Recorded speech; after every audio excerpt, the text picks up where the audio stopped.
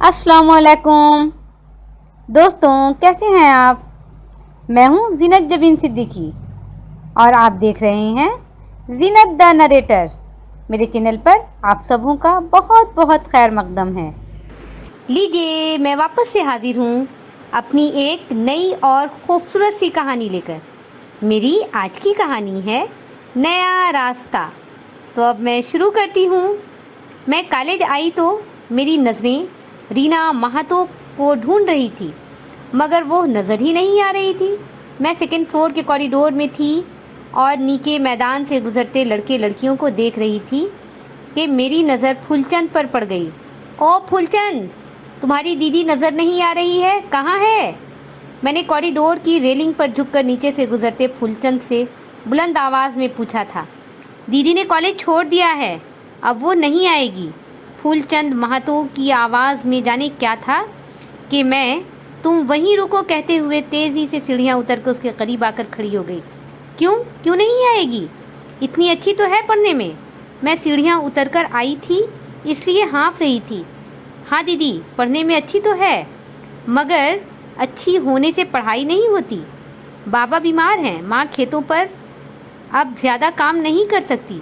पढ़ने के लिए पैसे कहाँ से आएंगे? फूलचंद महातो सर झुकाकर खड़ा था। उसने मुझे तो बताया होता, मैं अपने अब्बू से कहकर उसका फार्म भरवा देती। यूं बीच में पढ़ाई छोड़ देना कहाँ की अक्लमंदी है। मैं नाराज़ हो रही थी। नहीं दीदी, आप कब तक हम लोगों की मदद करती रहेंगी? फूलचंद सर झुकाए खड़ा था। कब तक से क्या मुराद? रीना मेरी दोस्त ही नहीं, बहन भी है। मुझे तो अपने आप पर अफसोस हो रहा है कि मैं इतनी लापरवाह कब से हो गई। तुम क्लास ख़त्म होने पर मेरे डिपार्टमेंट में आ जाना, मैं अब्बू से बात करती हूँ। अगर वो राज़ी हो गए तो तुम्हारे घर चलूँगी मैं। अब मैं चलती हूँ, मेरे क्लास का टाइम हो गया है। मैं वापस हो गई। क्लास ख़त्म होने पर मैंने रीना के बारे में अब्बू को बताया तो वो भी हैरान हुए। इस तरह पढ़ाई छोड़ना सही नहीं है, मैं फ़ार्म भरवा दूँगा। उन्होंने मुझे तसल्ली दी। अब्बू आप गाड़ी लेकर आएँ। फूलचंद बता रहा था कि उसके बाबा बीमार हैं, हम देख आते हैं, उन्हें कुछ पैसे भी दे देंगे। मैं अब्बू को समझाने लगी। ठीक है बेटा, मैं 3 बजे कॉलेज आता हूँ, तुम फूलचंद को साथ ले लेना। जी अब्बू, मैंने फ़ोन काट दिया। मेरे कॉलेज से पटमदा, जहाँ रीना रहा करती थी, 1.5 घंटे की दूरी पर वाक़ था। शाम के 3 बजे थे। मैं अब्बू के साथ फ्रंट सीट पर बैठी और फूलचंद पीछे वाली सीट पर था। मौसम काफ़ी सुहाना था, ठंडी हवाएं चल रही थीं। अब्बू ने एसी बंद करके खिड़कियों के शीशे गिरा दिए थे। मैं कई बार पटमदा आई थी। मुझे यहाँ की हरियाली बहुत लुभाती थी। दूर दूर तक सब्जियों के खेत थे। यहाँ के लोग ज़्यादातर खेती बाड़ी ही किया करते थे। अक्टूबर का महीना था, हल्का जाड़ा शुरू हो गया था। चारों तरफ खेत ही खेत थे। बीच बीच में कुछ कच्चे मकान और कुछ नए नए पक्के मकान भी थे। खेतों में टमाटर लगे थे, खूबसूरत खूबसूरत लाल लाल टमाटर। फूलचंद, यहाँ तो टमाटर बहुत फले हैं, क्या दाम है टमाटरों का? अब्बू ने फूलचंद से पूछा। अंकल, यहाँ तो बहुत सस्ता मिलता है, 2-3 रुपए किलो। फूलचंद खुश था। 2-3 रुपए, कमाल है, इतना सस्ता। अब्बू हैरान हो रहे थे। अब्बू, जाते वक्त हम लोग भी यहाँ से टमाटर लेते जाएंगे, मैं खुशी से बोली। हाँ हाँ ज़रूर। अब्बू गाड़ी रास्तों पर भगा रहे थे। मैंने देखा टमाटर के साथ साथ मटर, फूल गोभी, मूली, गाजर सभी कुछ तो था वहाँ के खेतों में। फूलचंद, तुमने अपने खेतों में क्या उगाया है? अब्बू ने फिर से पूछा। टमाटर और मूली है मेरे खेत में।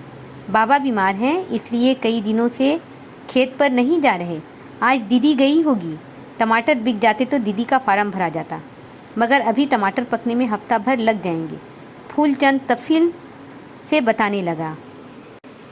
तुम फार्म की फ़िक्र छोड़ दो, टमाटरों पर ज़्यादा ध्यान दो। और हाँ, मूली का क्या हाल है?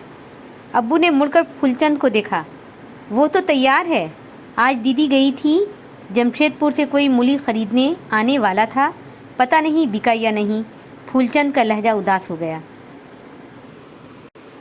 खेतों को पार कर हम लोग पक्की सड़कों पर थे। सड़क के दोनों जानिब मकान बने हुए थे और मकानों के पीछे खेत ही खेत थे। अब्बू की गाड़ी चल रही थी। शाम के 4:20 हो गए थे और हम लोग फूलचंद के खेत में खड़े थे। रीना मुझे और अब्बू को देखकर भागी भागी आई थी। जोहार अंकल। रीना ने हाथ जोड़कर सर को ज़रा सा झुका लिया। अरे बेटा सर ना झुकाओ। अब्बू ने बहुत प्यार से उसे देखा। मैं पानी लाती हूँ। रीना वापस मुड़ी।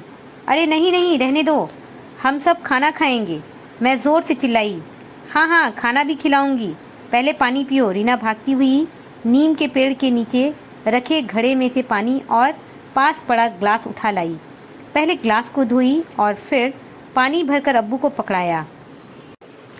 फूलचंद खेत में उतर गया था और मूली को उखाड़ उखाड़ कर जमा करने लगा। फूल मत उखाड़ो, रहने दो। आज मैंने 50 किलो मूली बेचे हैं, वो लोग कल फिर आएंगे। रीना खुशी खुशी कह रही थी। भगवान का शुक्र है। फूलचंद खेत से निकल आया। अंकल आप मूली ले जाएं, बहुत मज़े की है। इस पगली को मूली के पराठे बहुत पसंद है। रीना ने मुझे पगली कहा था। पगली तुम हो। फार्म भरने के पैसे नहीं थे तो पढ़ाई छोड़ रही थी। मैंने मुंह बनाकर उसे देखा। 50 किलो के कितने पैसे मिले? रीना। अब्बू के सवाल पर रीना हंस पड़ी। एक जख्मी सी हंसी थी उसके होंठों पर। 250 रुपये। बहुत मेहनत किया है बाबा ने।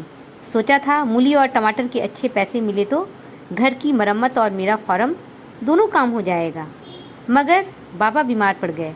अब ये पैसे उनकी बीमारी में लग जाएंगे। रीना अफसरदा थी। बाबा की फिक्र छोड़ो तुम, और अब जल्दी से चलो, मुझे भूख लगी है। मैं उसकी अफसरदगी दूर करना चाहती थी, इसलिए उसका हाथ पकड़कर आगे बढ़ गई। मैं रीना के साथ पैदल चल रही थी, जबकि अब्बू और फूलचंद कार में थे। रीना ने एक जंपर के ऊपर अपनी माँ का साया पहन रखा था। सांवली सी थी वो, मगर बहुत प्यारी लग रही थी।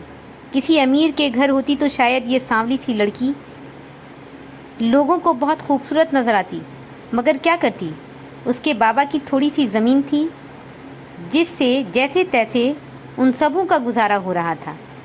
रीना के घर पहुंची तो देखा उसके बाबा आंगन में अमरूद के पेड़ के नीचे बिछी चारपाई पर बैठे थे और उसकी माँ शाम के खाने के लिए मटर छील रही थी।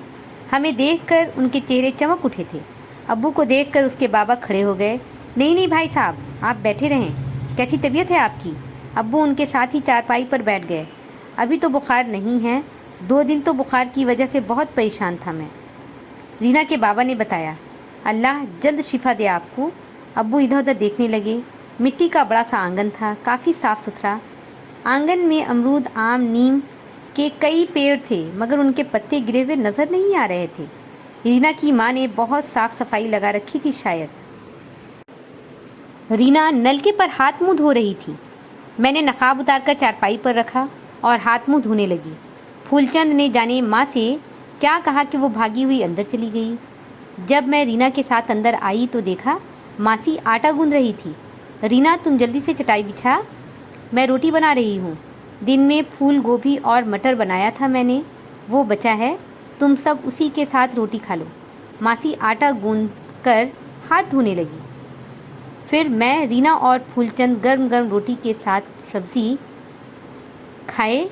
बड़ा मज़ा आया। अब्बू ने चाय पी और बाबा से बात करने लगे।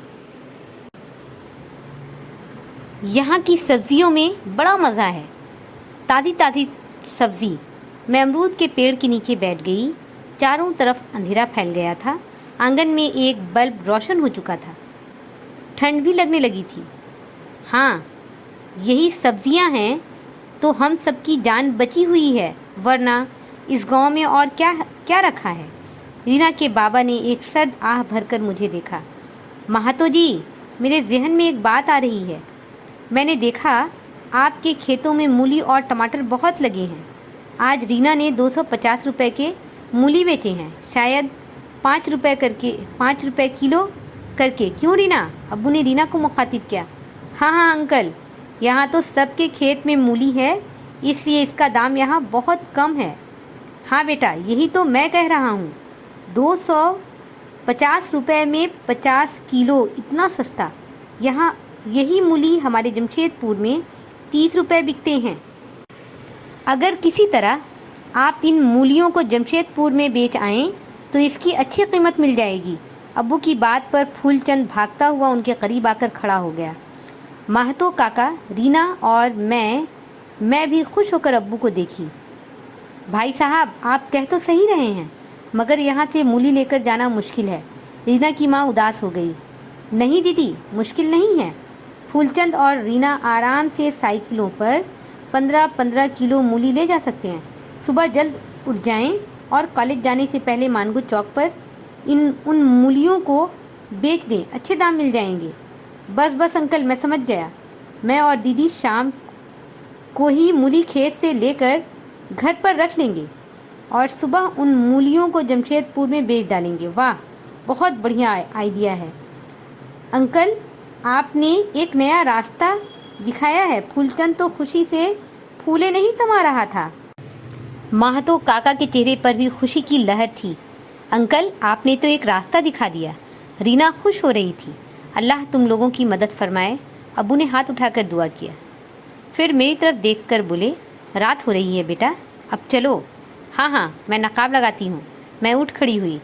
अब्बू ने रीना के अब्बू को 5,000 रुपये दिए, जिसे देखकर वो हैरान हो रहे थे। इतने पैसे रख लें, काम आएंगे।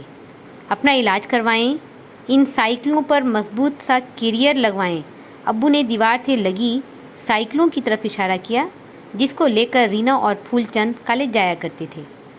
सब्जियों को शहर ले जाने के लिए बड़े बड़े कैरेट खरीद लें।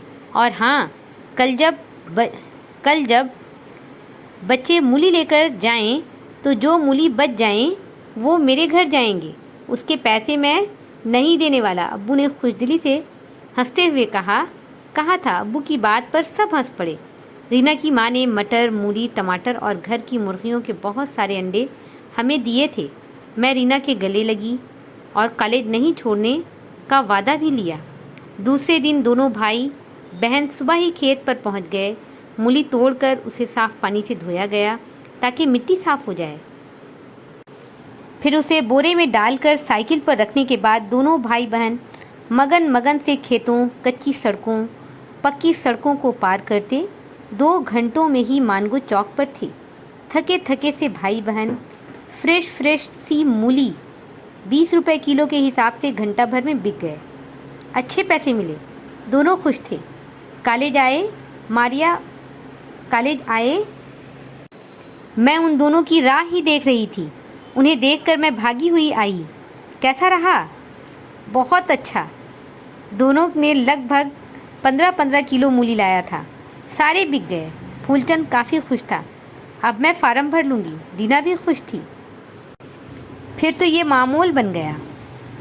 रीना और फूलचंद गांव से चलते तो अपनी साइकिलों पर सब्जियों से भरा बोरा रख लेते। जाने कब ये बोरा कैरेट और फिर साइकिल मोटरसाइकिल में बदल गई, पता ही नहीं चला। फूलचंद ने पढ़ाई मुकम्मल करने के बाद इस बिज़नेस को ही अपना लिया था। वो जो छोटे से गांव से सब्जियों को साइकिल पर डालकर शहर आया करता था, चंद सालों बाद वही फूलचंद और रीना अपनी सब्जियों के साथ साथ गांव के और खेतों से सब्ज़ी खरीदकर शहर में होलसेल करने लगे और आज उनका बिज़नेस काफ़ी बड़े पैमाने पर चल रहा था। कई ट्रक थे उनके, जिन पर सब्जियां शहर जाया करती थीं। लोग रीना और फूलचंद की मिसाल दिया करते थे। उनके कच्चे मकान आज ऊंची इमारत में बदल गए थे। फूलचंद ने हमारे मकान के बगल में पड़ी खाली ज़मीन को ख़रीद लिया था।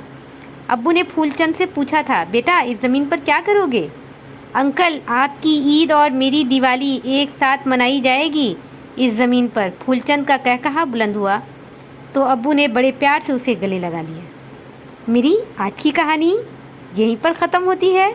मैं वापस से अपने नए वीडियो में अपनी नई कहानी लेकर हाजिर होती हूँ। तब तक के लिए मुझे इजाज़त दें। अपना ख्याल रखें, अपनों का ख्याल रखें। अल्लाह हाफिज़।